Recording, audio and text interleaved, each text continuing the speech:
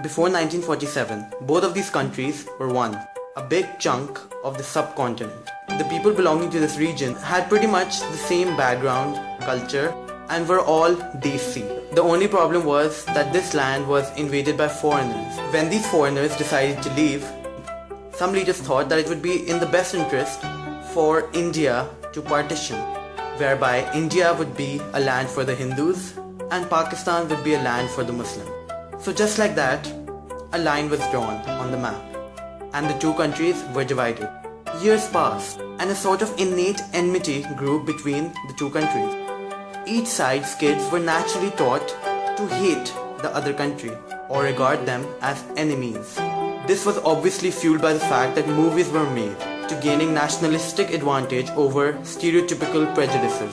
I'll be honest, as a child of Pakistan, I also subconsciously began to dislike India from an early age. It was only after I grew up and gained a wider perception that I realized how wrong I was. But the truth is, there are many out there who still have this sense of enmity towards the other country. There is absolutely no reason to carry on a grudge. Not all Pakistanis hate Indians and not all Indians hate Pakistanis. How can you hate a person who comes from a similar background, speaks a similar language, laughs at the same jokes, dances to the same kind of music? Isn't that something bizarre? In December 2011, a delegation of 5 students from Delhi came to Karachi, out of which 2 stayed at my house. They were Indians. And here is what one of them had to say about the trip. Assalamu alaikum, namaste friends. I'm a management graduate from the University of Delhi. I want to share my experience of making a family in Pakistan. Well, nobody ever either in India or in Pakistan receives a formal education in hating the other. Yet like most naive youngsters out there, disliking Pakistan came naturally to me. It was in 2005 that I befriended a student delegation from Lord's International, Lahore, that I realized that across the border too, people actually live lives. They talk, they think, they smile, they joke, they have aspirations like any of us. That encounter only served the purpose of eradicating hatred out of my mind for Pakistan. So it was after my maiden visit to Karachi in December 2011 that I truly realized how grossly misinformed and misunderstood we in India are about Pakistan. I was fortunate to interact with hundreds of people from all walks of life, be it youngsters of my age, senior citizens, professionals, businessmen, media persons, or even people who are not very well educated. I did not come across one single individual, even a single person who had an attitude of hostility towards India or Indians. I met some of the most genuine people in Karachi. I have no words to describe how royal we were made to feel.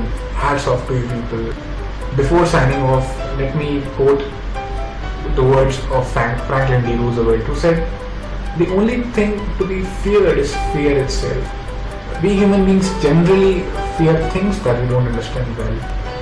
I therefore hope that we continue and scale up to such noble initiatives and better understanding for others.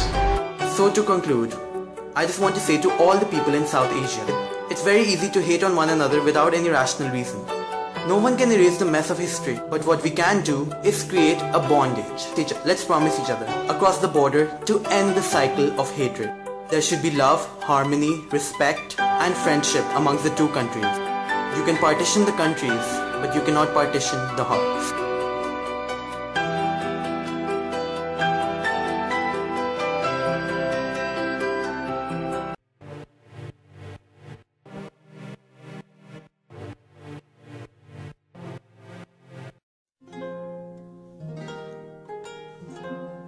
The government has literally stolen every single rupee out of this economy. The poverty levels are just too damn high. This government sucks. This government sucks. This government sucks. Reality check, people. Government workers aren't heaven-sent angels who'll magically solve every issue of your life, from changing the bulb in your bathroom to ending your country's hunger. I believe only those countries become successful in which local people themselves take a stand to bringing about a positive change. Trust me, it's very easy just to sit on your ass and complain and say, what will happen of this country? I for one have had it. I won't just be a drama queen anymore and rant about the problems. So I set out to do my little part in doing something good for my country. This month I realized that my cupboard is full of clothes. Some of them were clothes that were not of my size. I took them all out, put them in a box, contacted my friends to donate clothes, collected all of these, sat in my car, went to the streets and began a free giveaway. I was genuinely surprised at how sweet these street children and people were. All they gave me in return were their priceless smiles and prayers, and I truly believe that was more than enough. I felt good that day, not just because I donated, but because for once, instead of just complaining uselessly, I did my part. I wish that these charity drives are an ongoing process. These are the photos of the lovely children and friendly people whom I distributed the clothes with. Actions speak louder than words. I urge anyone watching this video to please do this, regardless of whichever country you're from.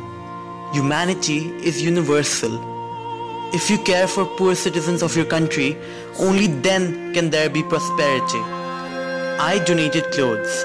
You can donate other items like food, notepads, toys. If anything, just donate, because you can. You will love it. Thank you. Just remember this. Human beings have no purpose in life but to serve humanity. If you can't do anything to serve humanity, why are you even a human?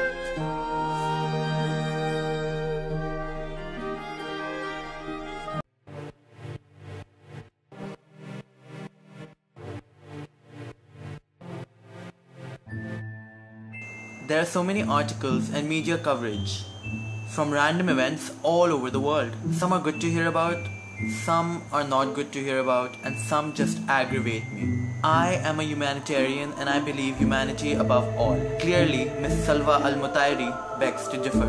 She proudly suggests that female prisoners of war who are not Muslim can be used as concubines. In realistic terms, concubine directly translates into being a sex slave. The reason why she thinks this is a brilliant suggestion is that she believes that now decent Kuwaiti men will not be tempted or seducted by other women and will therefore not commit adultery. She's one of those women, one of those people actually, who think that men are the most gullible idiots on this earth. And if a pretty woman walks by, the man has no option but to commit adultery.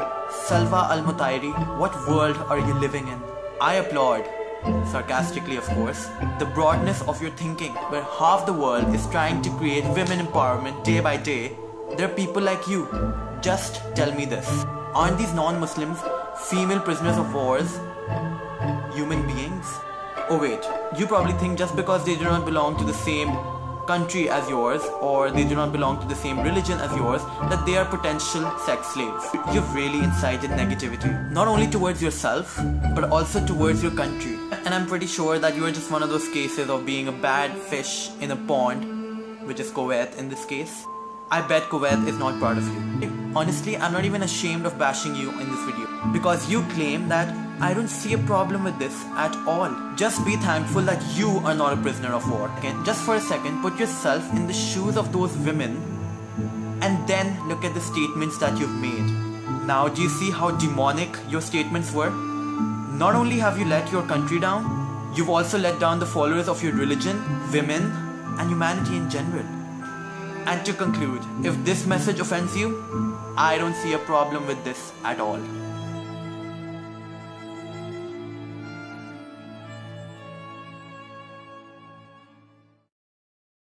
Helneit has now successfully made 3 webisodes.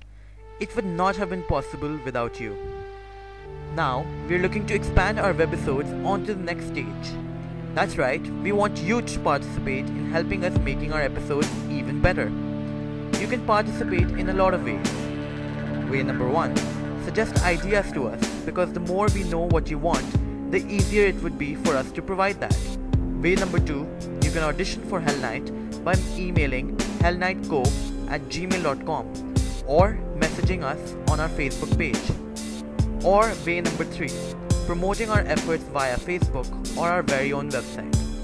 Also, if you want Helneit to promote you, all you have to do is write an email to us with a picture or a video and tell us what is your special talent. From Helneit, Pakistan's first Webisode series.